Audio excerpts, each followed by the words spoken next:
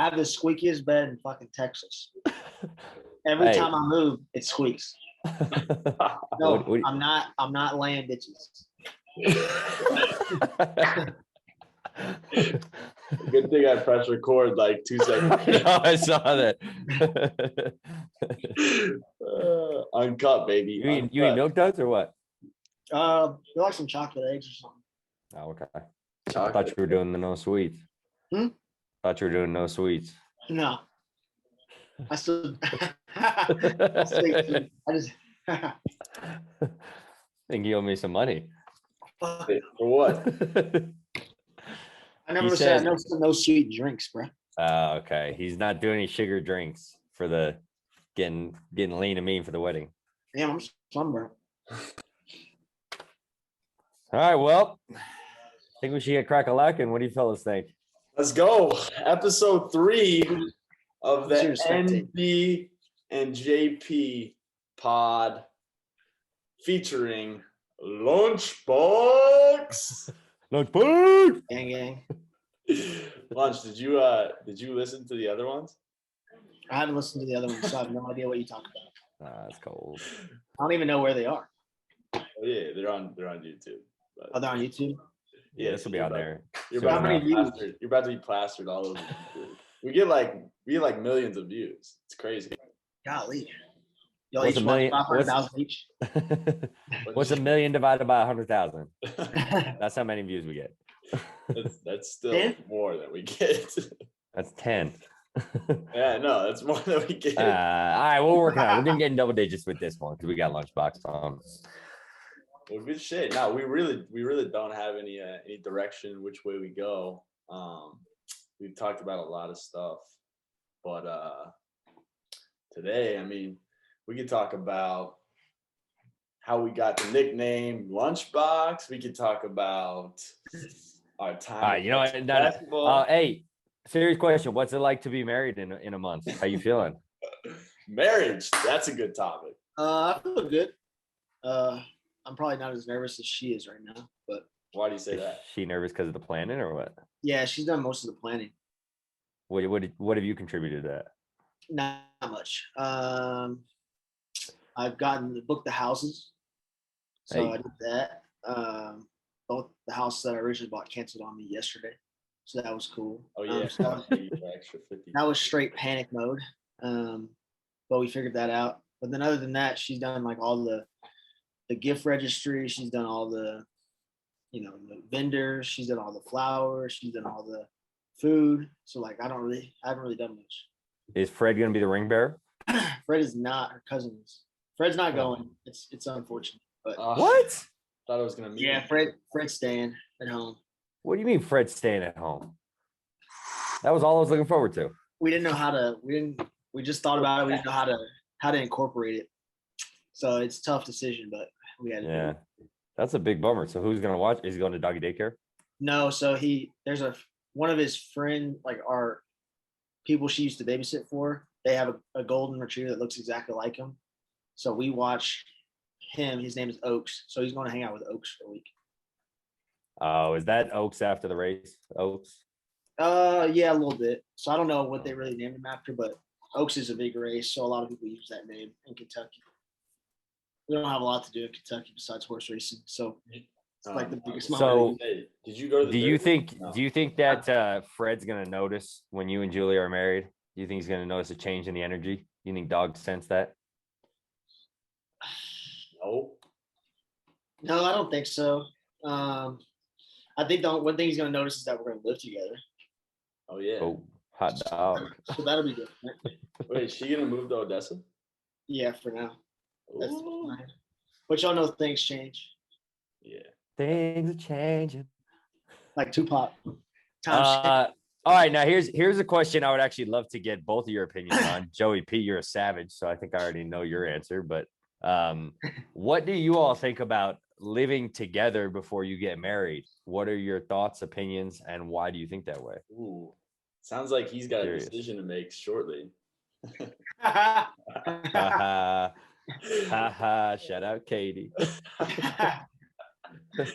Shout out KT. I'll answer. I could care less.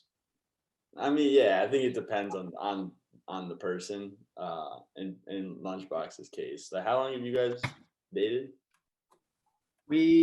So 2014, so almost 7 years. Yeah, That's a long time. That's A little over, probably. yeah. I mean, I don't even think you guys will. I mean, you'll there'll definitely be some differences, but like, you guys have known each other so long and dated for so long that I think. But you never lived together, right? Or have you? No, we never lived together. Yeah, I think people get in trouble when they do that. It's like when they're like they've been dating for like less than a year, or like, I don't know, just because like they don't really know that person when they're like, when they see them like full time. But if you've been dating someone for 5+ years, like, you've seen pretty much, that person very well. I feel like, I don't know, maybe I've never lived with a girl, so I don't know. I haven't either, except for my mom. For my mom. I mean, I think it's different in each situation, but I mean, like Joey said, if you're 20 years old, I wouldn't recommend it. Yeah. No. You're not married, but like if you're older and you feel like know the person well enough, then you might as well. Like my buddy back at home is actually bought a house with his girlfriend, which I'd never heard of before. They went 50-50. So they bought a house together instead of getting an apartment together. Yeah. I don't know why, but he just said that they had like lawyers and stuff write it up to where like if they do break up and go their separate ways, they each get a part of the asset or whatever, or the sale. That's interesting. So that was really interesting. It's kind of weird. It's almost like signing a prenup or something. I was just gonna say that. What do you think is a worse idea? Buying a house with your girlfriend or buying a dog with your girlfriend? What? Come on. I would say buying a dog. House. I'm gonna say a dog too. I'm with Austin. Wait, you said a dog? I say a dog because you can't really split a dog. Yeah, exactly. Like, And you both. You can I bet you get more attached to a dog than you do a house. Like you can sell the house and split it, in my opinion, and get like some money back, maybe make some money, but you can't really cut a dog in half. No, well, you can, but I mean, it'd just be weird to like have like, hey, you get the dog on Wednesday to Saturday. You get the dog Sunday to Wednesday. Like, see, I agree. Dogs are like children, right? Right, Oz. They're literally like that's a kid. Like Fred is a kid. Yeah, I mean, honestly, he's probably better. He doesn't really cry. I don't have to change his diaper. But like, that's a huge commitment. You got to pick up shit though. Yeah, you do. I mean, he was really easy to train, so I guess I was spoiled. Did you train him or did Julia train him? Yeah, we trained him together. So when I was home after leaving Texas in like March, we got him like March 20th. So I was home from March through the bubble. So The bubble. I was beating some ass. I said, "Bad dog, Fred." Is that how you trained him? I didn't know. So when he pooped in the house or peed in the house, we would just kind of push his nose in it and just be like, "Bad dog." Just so they he don't knows. like that. Yeah. Yeah, and golden retrievers are like the biggest pleasers. So like they don't want to do anything wrong. Yeah. So what's the maddest you've ever been at Fred? So we taught him this bell thing. So like when he had to use the bathroom, he'd go ring a bell. Well, he fucking abused it, and every time he would go ring the bell, he would fucking sit out there and just not use the bathroom. So it's like 3 a.m, or and it's like the third time, and I'm like, dude, if you don't fucking use the bathroom, I'm gonna lose my fucking shit. And he didn't use the bathroom. So he knew it was just a way for him to go outside and go hang outside for a little bit. So we took the bells away. Yeah. Yeah, that's smart. So what'd you do? Did you do anything, or you just got really upset? I mean, what can you do? Yeah, I mean, we taught him to do it. Jeez, Nick, Yeah. what do you expect him to do? So like we were just like, all right, fuck it, we're not doing the bells anymore. They say there's no bad dogs, just bad dog owners. Is that true? I think so. Yeah. I think so. I mean, I'm sure there's like in anything. I'm sure there's really bad ones. But it's about how they bring up. Like if they grew up like stray, then they just kind of got dealt a bad hand. Yeah. No, I think that's specifically with dogs. You gotta get them early and train them, because if not, especially if you have a smart dog, like my sister's dog, it's a husky. That thing is so smart, and like I don't think my sister trained him the best, so he just takes advantage of her. He just takes advantage of everyone in the house now. Joe, if you had a dog tomorrow, what would you name it? 5 seconds. 4, 3, 2, 1. Hooper. Hooper? Yeah. That's an interesting name. I name mine Pete.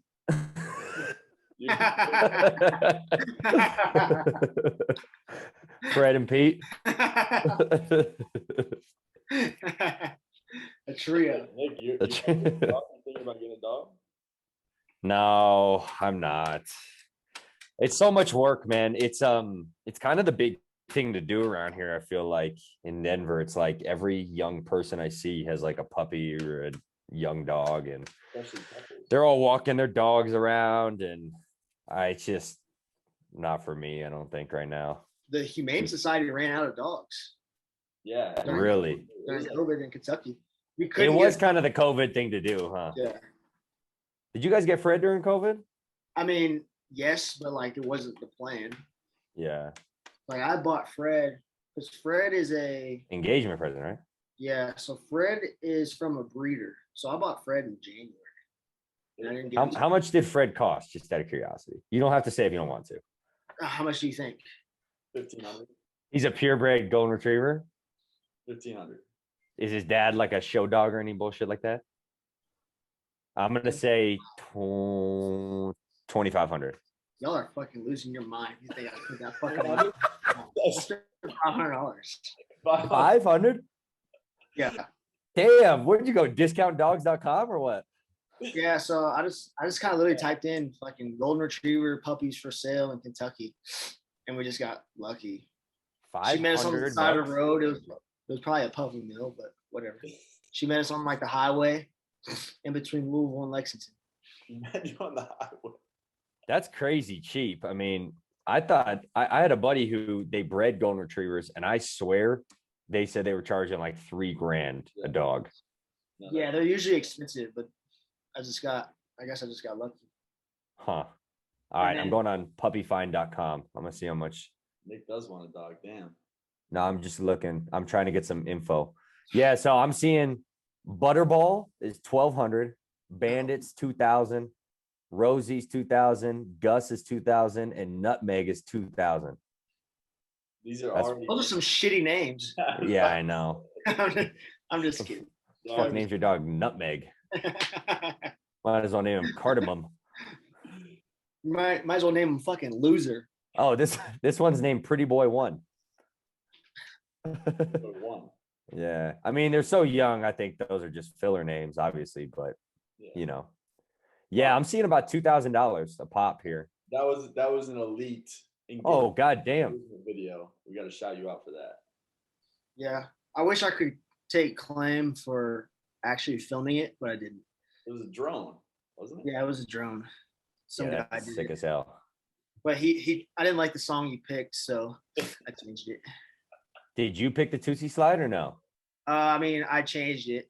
So I like the Tootsie Slide. I did it on the Adobe Premiere to that. He picked like Mary by Bruno Mars. I thought that was kind of lame. Oh, that is okay. I was gonna say the Tootsie Slide was fire. That was right when it came out too. Yeah, I picked that. Yeah. So what are your top 10 songs on your wedding playlist? Oh man. Are you making the playlist? I mean, no, not really. I mean, I kind of had the rehearsal dinner more than the wedding. Rehearsal dinner playlist or what? Yeah. Oh, what are we doing at the rehearsal dinner? Just hang out. It's like a backyard. So my mom got a house on like right on the beach, and she's got a huge backyard. So we're just kind of getting some pork, getting corn, some nice food, and then eating and just hanging out. Kind of like a backyard beach barbecue thing. But Julia wants us to wear like kind of nice clothes, so like a button down and khaki pants. Oh boy. How are some boat shoes? I'm curious the crowd that's gonna be there. How the families? They like to get crunk. They more serious. Like I can fit in either way. Joey P wants to know if there's gonna be cute girls there. There will be, but there won't be. So like her side's older. Like so she's the baby of the family on her side. Okay. On my side, I'm the oldest. So like my side is a little bit more like me. Her side's a little bit more classy, I guess is the politically correct answer. Oh boy. But it'll be great. Like her brothers are awesome. Like they get fucking drunk. So, so it's gonna be good. So Big time. No, I'm excited. Should we hit Charleston when we're there? it's about an hour north. Joey P, you want to tell your Charleston story? We're saving that one. I didn't even know you'd been to Charleston. We're saving that one. Oh, he's been. Been there, done that, huh? Hey, Let's- Charleston.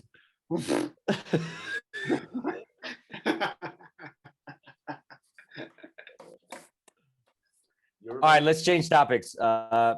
Box, what's it like to be a mid-20s-year-old man living in Odessa, Texas? Tell me all about it. So Odessa's got everything you need, but nothing you want.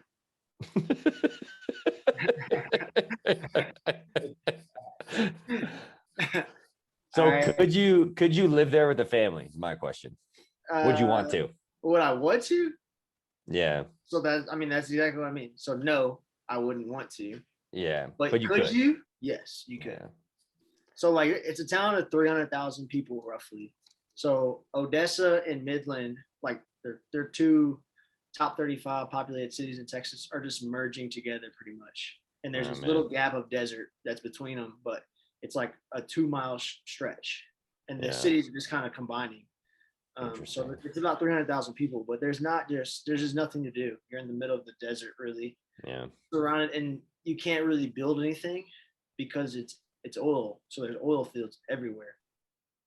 So there's no point of building like, I don't know, a water park or something like that, because you're sitting on millions and billions of dollars of oil.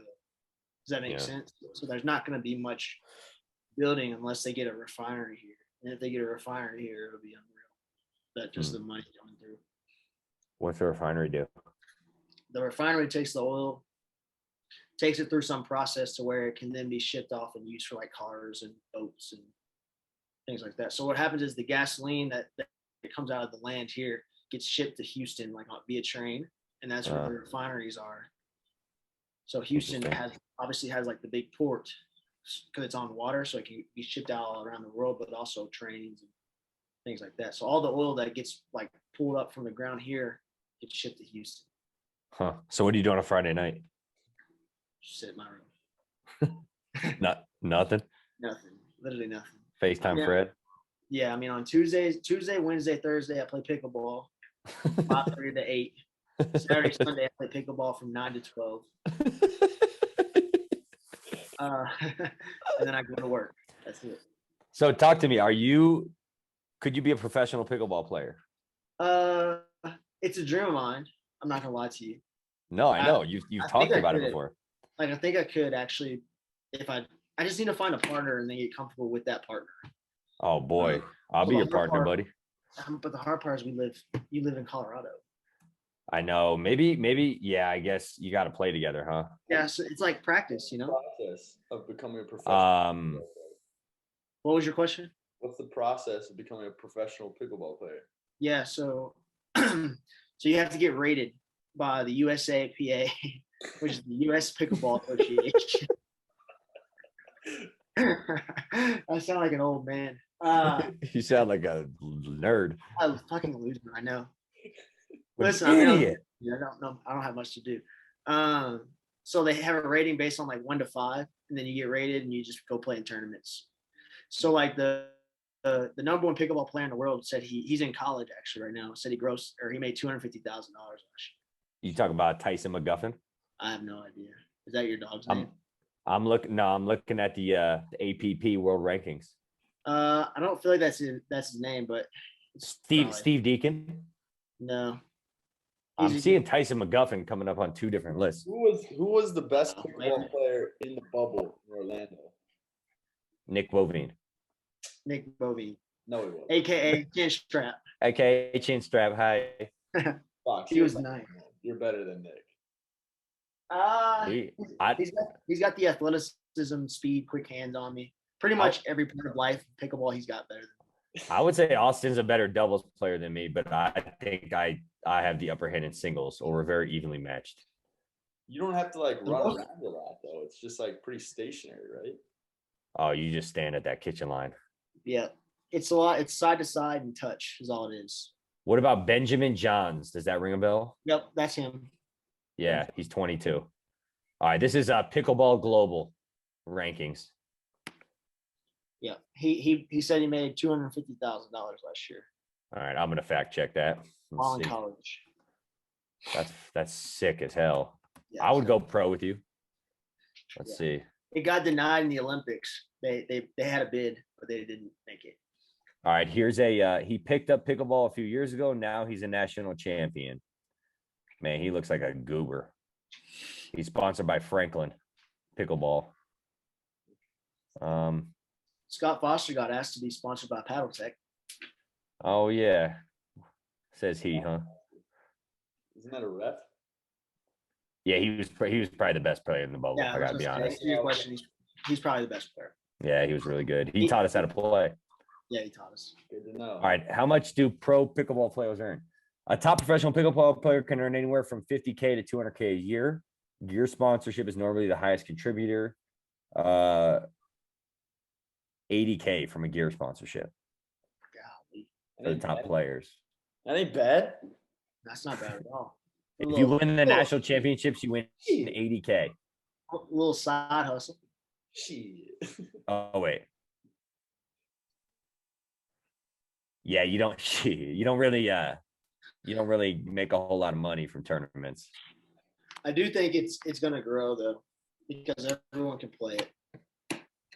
Man, I just think it's wacky to watch that they just stand there and they just dink it over the net to each other until somebody makes a mistake. I've never played, but I will at your wedding, first time. Yeah, we're gonna go We're hard. excited. We're gonna go hard. You're gonna get a taste of the thunder at the wedding. I can't wait. That's interesting. So, I mean, what would you do? You would just kind of get your ranking and then you start playing in tournaments, or what? Yeah, pretty much. So and then so What's the scale so of like four? professionals are at a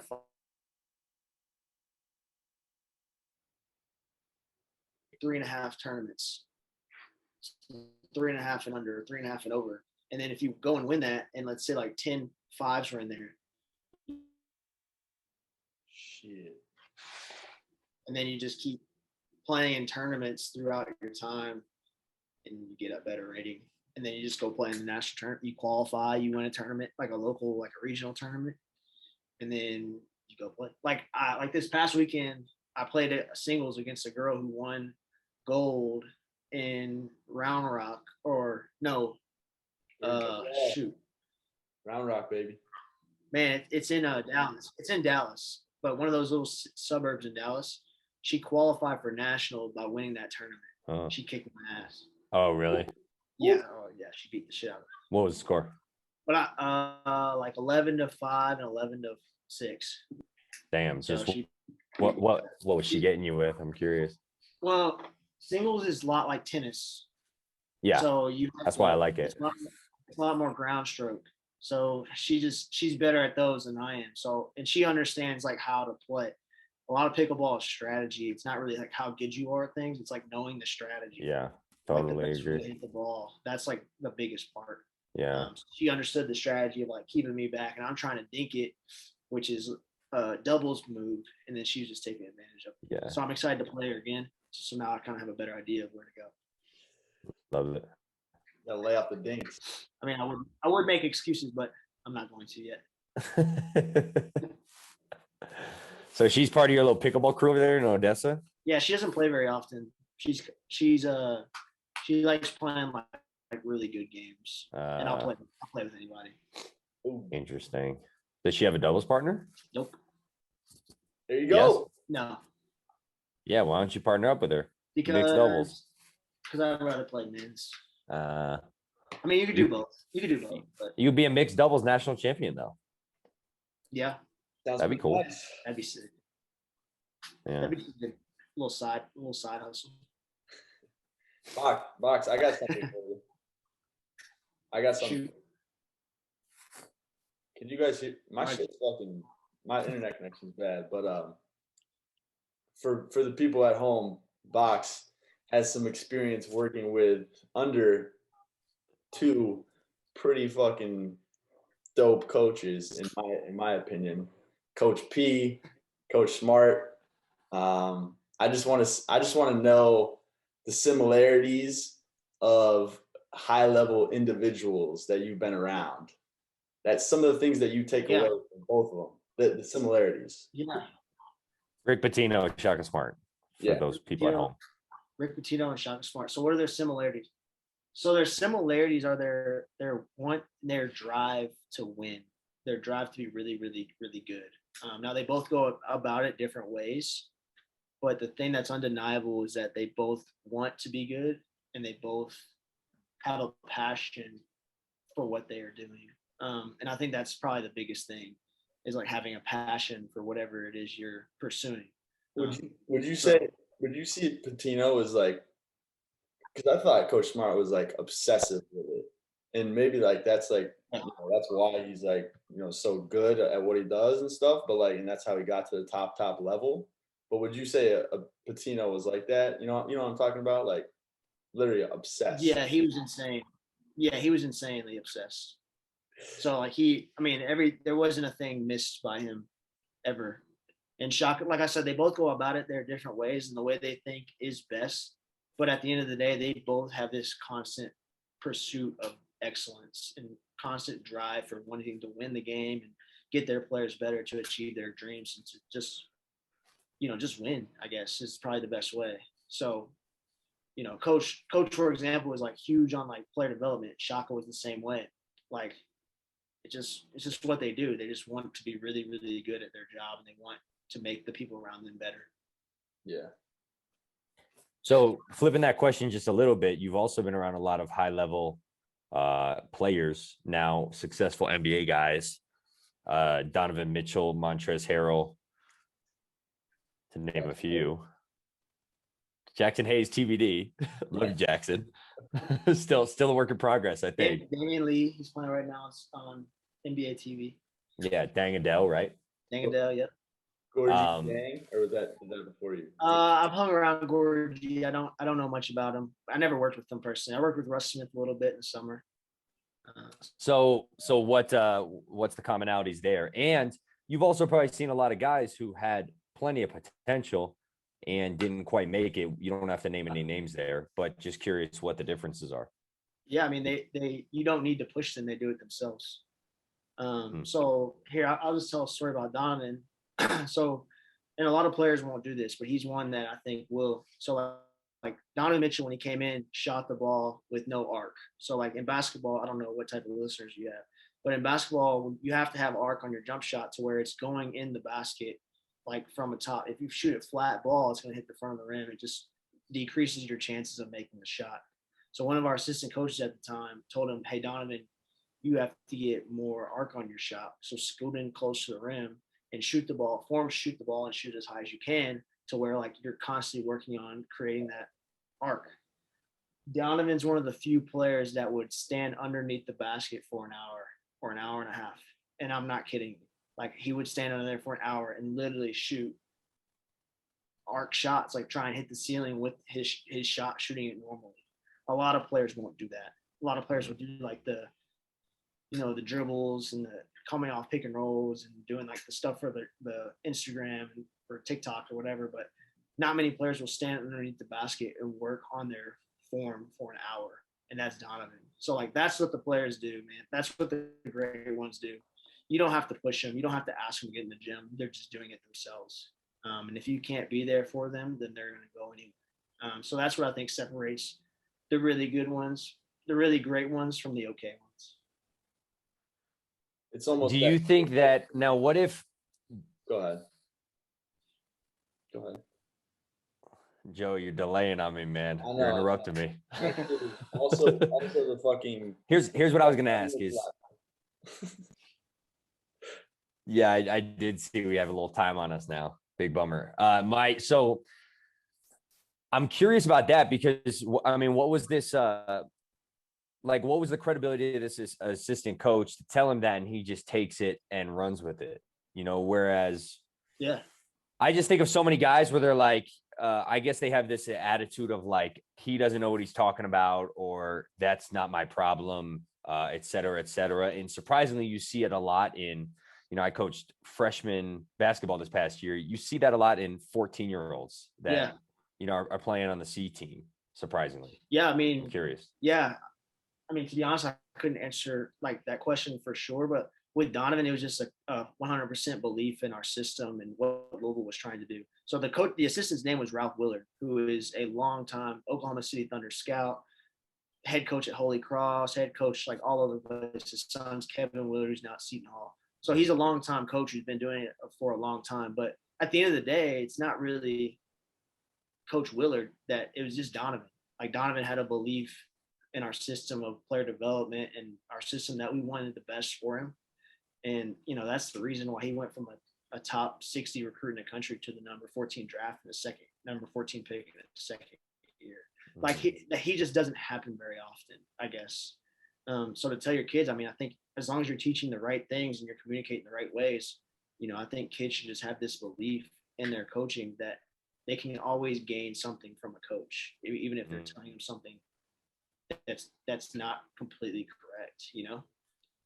It's interesting you say that because I think you do a really good job of that. You've been kind of around the block at a bunch of different programs, and I think you do a great job of that, even through maybe some frustrations. You have your eye on the bigger picture, and you always take something from every experience that you're a part of, which I really admire. Yeah, you have to. I mean, there's I used to tell players all the time, especially when I was like a kind of a manager and, you know, wasn't really used to working out players. And I'm working with guys that are like way too good to be working with me. And from what I know, but I just told them like, listen, like if you're willing to go hard, like just really go the drill hard, there's not many drills that are going to steer you in the wrong direction in terms of like just basketball training. Mm-hmm. Now, things could go wrong in other things, but I'm speaking to what I know in this situation. But like, if you go hard through a drill, I could be telling you to do a 10 dribble move. But guess what? If you go hard in those 10 dribbles, your handle's getting better. Your conditioning to dribble that fast and that hard is getting better. When you get pressured, now it's going to be easier to dribble with pressure because you're going 100%. So even if a coach is like telling you something that's not, you know, 100% true, there's still something to gain from it. And you can still go hard through the repetition and get better. All right, rapid fire real quick. And we don't have to make this a Donovan Mitchell stroke party, but give me one character trait. Give me one character trait that stands above all others that you think has been foundational to his success. I mean, or Donovan, something or like a value, character trait, value, principle. I mean, Donovan's a worker. Like he's just gonna work hard. Like he's gonna show up every day. He's gonna try his hardest in practice. He's gonna try his hardest in skill development. That's just what he's gonna do. That's why I knew he'd be. I didn't know he'd be this good this fast, but I knew he'd be really good. Sounds like he's got like same question. A really really high level of confidence in himself too, though. Yeah, he does. But it's a foundation of work. So like all that's the backbone of knowing that he's worked really, really hard. Yeah. I think. I don't know what's in his mind, but that's just what I think. Same question, Rick Pitino. Man. Shout out Coach Pitino. Thanks for listening to this, man. We appreciate you. His belief to hold everyone accountable no matter who you are. So accountability, I guess, in one word. Including himself? Including himself, yeah. Interesting. All right, let's move on. What it looks like we have 4 minutes left. Why are we getting cut off so early, Joey P? I don't know. It just sometimes it does this, and sometimes it lets us go for hours. You're our executive producer, man, and we're getting cut off early during a great conversation. We're finally hitting our stride. We're bullshitting about golden retrievers for 20 minutes. We finally hit our stride, and here we are getting cut off. What we could do is end it. All right. Start a new one, and then I could clip them together. That'd be great. That'd be great. All right. He's tough. Goddamn. That's why there's that boy. There's that boy. Golly, what? That's why he's gonna make the big bucks one day. My guy. All right. Let's keep rolling. I love the basketball talk, and I think you really like basketball, Lunchbox. Yeah. Why do you want to be a head coach? Honestly, I have these unique ways of the way I'd want to do it, and I just want to see if it works. I'm excited. So I'm excited to see what Box, once he does become a head coach, what he pulls from each of these people that he's worked with and worked for. Because I think that's what every head coach does is usually, I mean, they'll pull from their mentors and stuff like that. And you can see like with specific coaches what they pulled from other guys and what they didn't like and what they did like. So I'm super excited that I'm curious now that you've moved from high level D1 to D2, like what, like obviously there's differences and stuff like that, but like it's not, I mean, the coaching structures and stuff like that, what do you see like in regards to how D2 runs their program compared to D1, other than like the money and like, the different budgets and things like that? Is it pretty similar? Are the guys like, putting in as much time? Like, because I think people get confused and like people think that, D1's such a step down, but I think it's really, really small. Like the talent level and like the amount of work, it's like actually a very small amount. Yeah, we try to run it very similar to a high major program without the resources. So the number one thing I would say is less people. So you have way less people doing all the things that happen in a traditional, like the things you are used to with Texas. Like all that stuff, we still take their jerseys, we still gather all that stuff. We just have 3 people doing it instead of, 12 managers and 4 GAs. But other than that, there is no difference. It's a high level play. Like we had, 3 players transferred out of our league this year. One went to Wichita State, one went to Texas Tech, and one went to Long Beach State. So kids are transferring out of D2, unfortunately, to high levels because they know it's a good level of basketball. I would say the biggest difference between high major and D Division II is the size and athleticism. Like size is the big thing. I don't think the guards are much different at all. I actually think there's a lot of D2 guards that could play with the guards on Division I. But the size, like the 6'11" guys that can like dribble and move and block shots, you don't see that. Like the best center in our league was 6'6".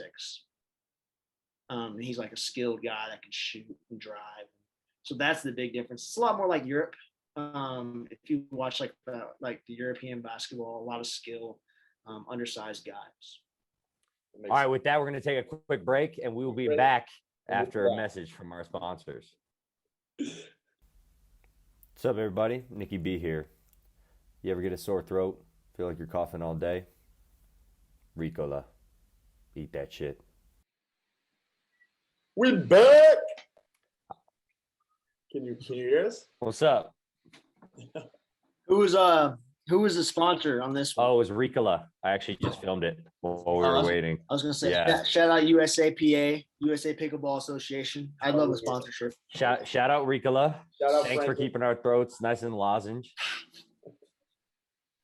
But don't say it like that. Well, you don't like your throat lozenge? You like your throat all prickly or what? Come on, man.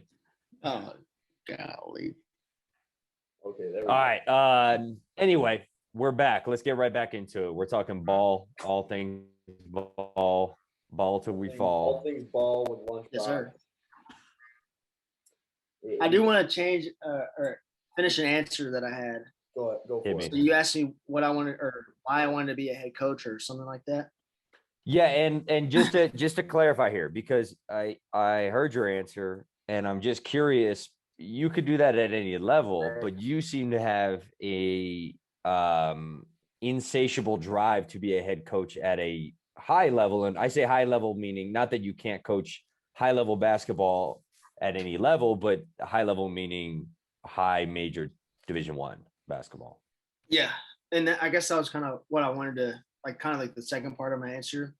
And it's gonna sound really fucking cheesy, so I'm just gonna throw that out there first. But I really like the idea of pushing people past to where they think they could go and reaching their dreams. So like I look at like my time at Louisville and Texas, like we had guys that we worked with that was like, wow, like we really helped him go from here to here. Like think about like Jackson Hayes, like everyone that worked with him had a hand in getting him from a 3-star prospect to a 6th overall pick in the draft. Like, I think that's really cool. And I love kind of finding those guys that, that might not know that they can make it and then pushing them to achieve greatness and then helping them with their lives in better ways. So like even teaching life lessons that'll help them when they're 50 or 40 or 60 or when they become dads, parents, husbands, that they can use that what I taught them or help them learn through basketball in their life. And I don't know. I mean, I think you can get that at certain levels, but I really like the idea of pushing players to kind of reach their immediate dreams of like going professional or going Division I or kind of that thing. To answer your question. So, what do you look for in a kid to find that quote diamond in the rough? Yeah. Let's say he's a 3-star guy, and he's a 3-star for a reason. But you've seen plenty of 3-stars that turn out to be high draft picks and NBA. This is important impactors for Box. This is basically what he's looking for diamond. For at the school. Yeah, I mean, I think if you ask me, and obviously this could change because I'm still pretty young and new, but I think a love for the game and a love of learning. Like a player that loves to play the game or loves to, it doesn't even have to be loves to practice every day, but just loves the environment of basketball and loves to learn, is willing to listen to his coaches or her coaches, is, my opinion, going to be a successful diamond in the rough, per se, because they're going to constantly improve. Obviously, they need certain talents. Like everybody has to see a certain talent before. Like we can't go get a guy that hasn't played basketball before and make him good just because he likes the game of basketball. Yeah. Does that make sense? So like he has to have this like baseline, or he or she has to have this like baseline level of talent. But then when it comes to the next couple of things, like does he or she want to work hard? Do they want to push themselves and do they want to learn? Like if they're not willing to learn, they're going to be a bust. I can say that right now. So if a player, and that could be, you could be the best player on the earth. Like LeBron James, when he lost the NBA Finals, went to Hakeem Olajuwon to learn how to post up better. Like how many players will actually do that? Like the great ones will, and the ones that want to improve will. All right. So if you're building a dream player, you could pick 2 character traits and 2 skills that they have. What are they? Just for basketball? Yeah, as a basketball player. Like no, like heart, like bless you. No, like intentional, like mental stuff. Just straight skill basketball. Well, so 2 basketball skills and 2 character traits. Character traits being what makes them the person they are, something that they value. Yeah. I would say shooting and positional size. So if you're a 6'5" point guard and you can shoot, it's going to be a tough matchup. Yeah. If you're a 7-foot 4-man. And when you say positional size, you mean just being tall for their position? Yeah, being big for their position. Gotcha. Yeah.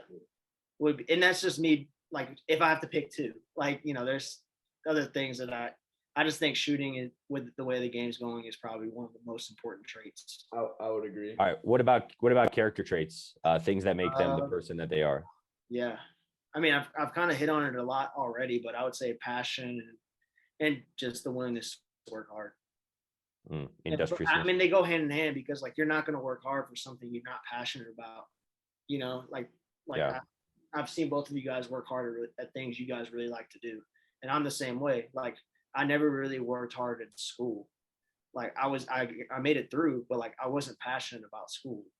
So like if you're passionate about something, you're going to work hard at it. So I think those two things. So for all the listeners, the young listeners out there, I would tell them to find their passion, and you know the hard work will follow, and the money will too. Like all that stuff. Like So what's the on the flip side of that question? What is the kiss of death for a basketball player? What's a character trait that you see and you run the other way? Yeah, I mean, selfishness is right away. Pouty, like when things are going bad, are you a pouter? Yeah. I think that's terrible. Are you? I don't even mind a player that talks back because it kind of shows me that they care. Yeah. But a player that just is, if they're doing bad, they go sit at the end of the bench and not talk to anybody, or they kick a chair and they just pout, and I don't care if you kick a chair even and pick it up and then you just frustrated, that just shows your care. Obviously, I want to control that anger or frustration better, but laziness. I mean, there's a lot of things you could say. Yeah. So but that's all. I think you kind of hit the nail on the head with selfishness, because everything that you said after that is kind of, to me, a symptom of selfishness. Yeah. I think pouting, poopy pants, bad attitude, laziness, to me, is all selfishness. And by the way, I mean, I don't think those are bad, just basketball characteristics either. I think those are just life characteristics. Oh yeah. Like I don't, if you're a selfish human being, you're just not gonna be. I don't think you're gonna be great at life most of the time. You're probably not gonna have many friends. No, I don't think so. No. And if you do, they're probably not going to be with you for the right reasons. Yeah, not good friends. So that's just my opinion. I'm not saying I'm right or wrong. Interesting. That makes sense. They all kind of lead into what you said earlier too, or kind of relate to an unwillingness to learn, which I think is a huge one that you mentioned. Just an unwillingness to grow, and just like if you're selfish, you think you know it all basically, and you don't need anyone's help. But if you can turn any situation into a learning situation, like that's and you mentioned LeBron losing and stuff like that, and the best ones do it. They'll any type of situation, injuries are huge. Losing big games, missing big shots. If you can come back from something like that and look at an opportunity, look at those failures or those things in your life as opportunities rather than failures and opportunities to learn, I think that's where you really that's where you see growth, and that's where you see some big time players make some big time leaps. What does Tony Bennett say? He says, "We are grateful for the opportunities that adversity gives us." Shit, Tony Bennett fucking losing to a 16 seed and then coming back and winning the Natty. Look at that quote right there. That makes sense. I mean, that whole team too. I mean, it goes back to that belief thing. So they had belief, even though they lost, they still had belief in him and all those things to get through that adversity. Mm-hmm. I mean, that's a hell of a impressive run. I mean, it's a lot of luck too. I mean, they got lucky in the Final Four. I mean, every team does when it comes to that point. Yeah. But All right, so just we'll branch off here for a sec.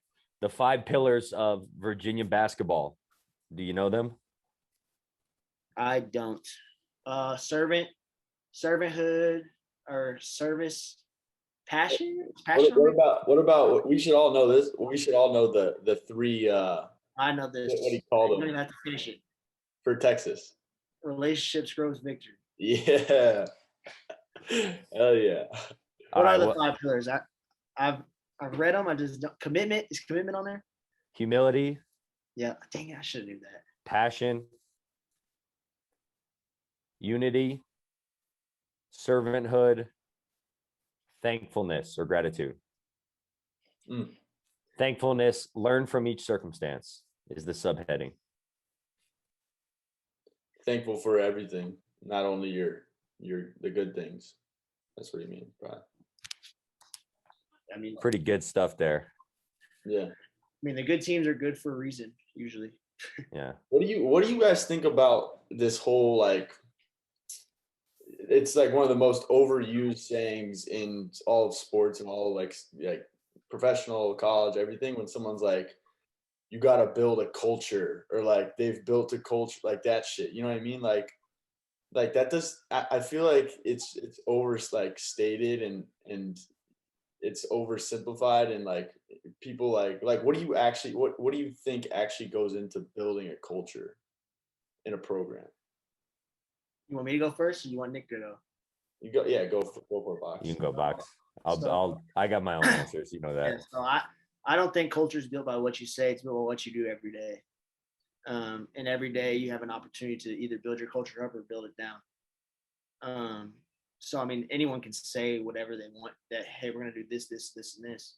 But if you don't do those things, then that's not really your culture. Culture is what you do every single day, consistently. You know, you can't do it one day, then not do it the next. You know, it's literally every single day are you setting that standard of culture. It's one of the reasons why, personally, if I was a head coach, I wouldn't have much stuff on the wall at all.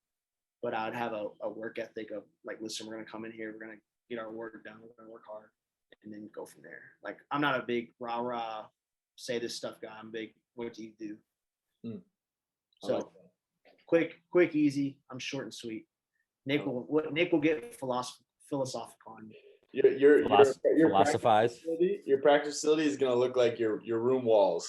Exactly, bro. It is. It really is. It's gonna be crazy. There might be some. I might try to have an NBA wall or something. Just for the recruits. I'd be like, yeah, this guy sucks. All right, let's hear it, Chin Strap. Yeah, I would say almost the same thing. And I would say that if we're talking about basketball specifically, I feel like you can tell everything you need to know about a team or program's culture by watching them just play. Like, you watch them play once, you watch how the coach behaves on the sideline, you watch how the players play. Are they playing hard or not? You watch how they interact in timeouts, you watch how they interact when they come off the floor. You watch how they behave when things don't go their way. You watch how they behave when they win. I think all that stuff gives you an idea of what goes on, like Austin said, every single day. And that is kind of how I feel about it. I've been a part of a lot of programs where you say all the right things, and that's great. You know, like Austin said, there's posters on the wall and everything, but the more posters you have on the wall, the more words you have on the wall, the more opportunities you have to contradict yourself. So I think those are great if you can live up to those standards. But if you have 19 principles on the wall, it's pretty hard to live up to those every single day. You know, so maybe you have 3 and you deduce those 19 down to 3 that you think are most important and foundational for all of those other 19, where they're kind of at the top of the waterfall and they flow down to all those others. And then you honor those 3 every single day. That's kind of, to me, how you build a culture. And I think you do have to define it somewhere, because I think if you don't define it, it will be defined for you by, like Austin said, what you do every day. And I think it's easy to stray day to day from maybe the main thing. So that's why I believe in defining it. It can be really simple, but it kind of needs to be there as a guide for your everyday action. That's how I feel. Oh, what do you think, Joe? We're gonna have to put this on pause. I just got a call. I've been on hold for 6 hours with Delta, and I just got. We can pause this and cut this out. This is important. Keep it recording. We want to hear it. Yeah, we want to hear the conversation. Austin and I'll wrap it up. You put that on speakerphone. All right, big dog. Hello. No, I've been on hold for just around 6 hours now. Not too long, but I just need to change a flight. That's all. Yeah, I do. 1 second. All right, well, we'll let Joey P get to that. Austin Chambers, Lunchbox, Deli. It's been an absolute pleasure. I'm sure we'll have you on again sometime soon. I'm excited. We're gonna Might be get sure to fired.